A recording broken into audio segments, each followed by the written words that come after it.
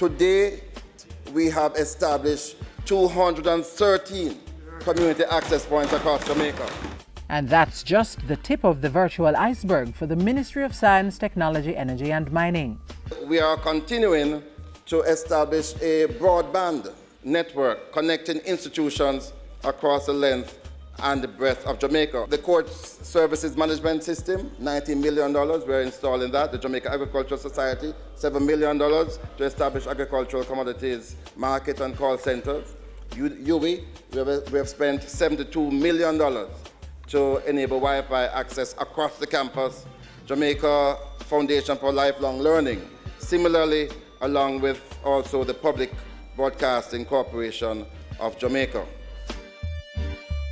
As he delivered his contribution to the 2015-2016 sectoral debate, Minister Paulwell also announced the sale of additional spectrum to telecoms provider Lime.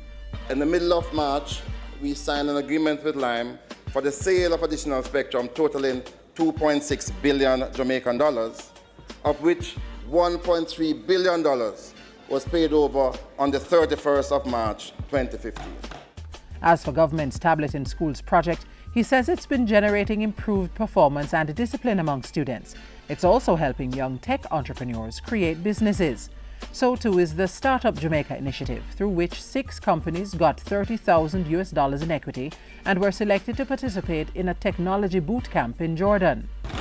And this project is aimed at enabling our young people who are innovators and entrepreneurs to do well. Others are finding success through government interventions to grow Jamaica's business process outsourcing industry.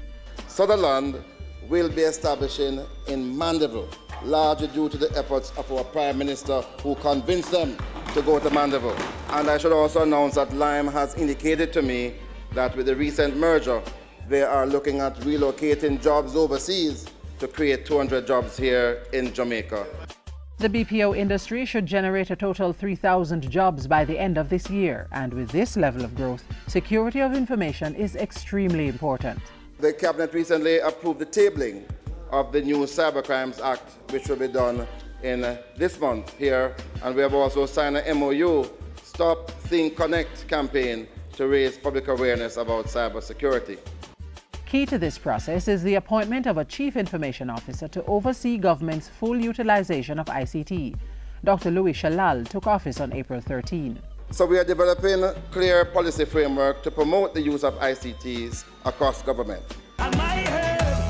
No chemical, no pesticide, no fertilizer. History created. License granted to cultivate ganja for scientific research, particularly for its medicinal properties. That announcement by Minister Paulwell came on April 15, the same day the Dangerous Drugs Amendment Act 2015 took effect. The University of the West Indies and University of Technology will be able to grow the crop, but under strict regulations. It is not a free-for-all. It is not to promote the smoking of ganja. It is to recognize that this product has tremendous value in it. And as we move towards enabling the commercialization of medical ganja, the research aspect is crucial. To maintain a consistent quality, a detailed training curriculum has been developed to support farmers. There are many countries now that have done very well in research in ganja. Jamaica wants to re-establish itself as a center of excellence for the research in ganja. This should be the home of research and development in ganja, and that is what we intend to do. Since that announcement, the University of the West Indies got its license and has planted ganja trees on campus grounds. Granting the license to the UWI and UTech is part of government's policy to accelerate the development of a national nutraceutical industry through research and development. Just give me the light. Just give me the light. Just give me the light. In the 2015-2016 fiscal year, the Energy Ministry continues its sharp focus on energy conservation and efficiency and diversification through the introduction of renewables. The strategy includes partnership with the United States Department of Energy through a letter of intent signed on April 9. Which is promoting cooperation on energy conservation and efficiency, develop the renewable energy sector, and fuel diversification, which includes, importantly, the introduction of natural gas as part of our energy mix.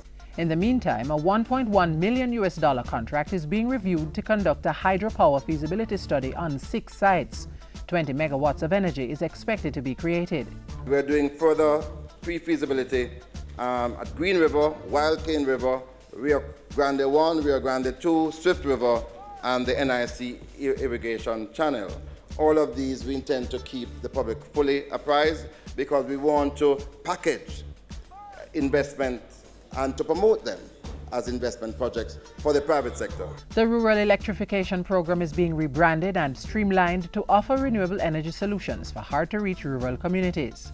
There are some parishes that we have to focus on in the next 2 to 3 years. Westmoreland is one.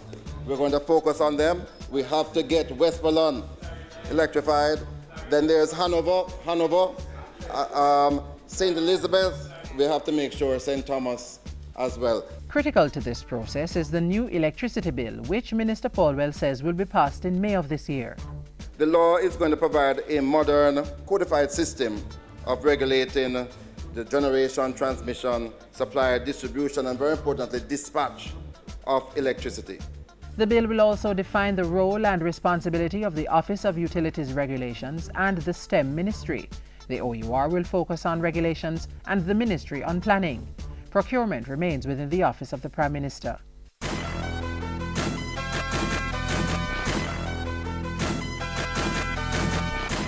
A comprehensive plan to fully develop and expand the mineral sector over the period 2015 to 2018 is gaining momentum.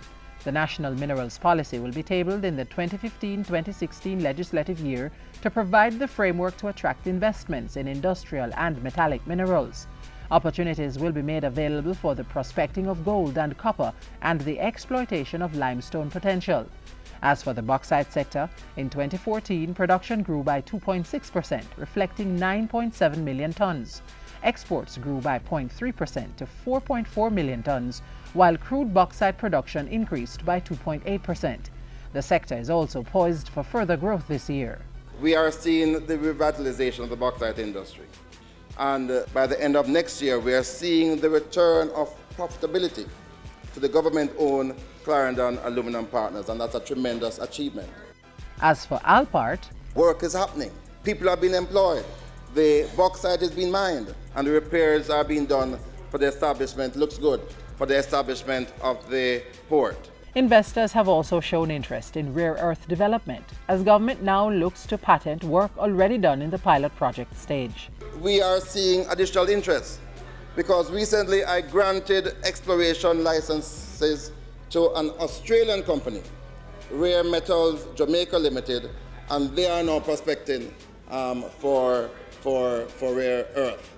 So the project is not dead, far from dead. Entering niche markets, becoming competitive and generating sustainable development. STEM, generating growth and development.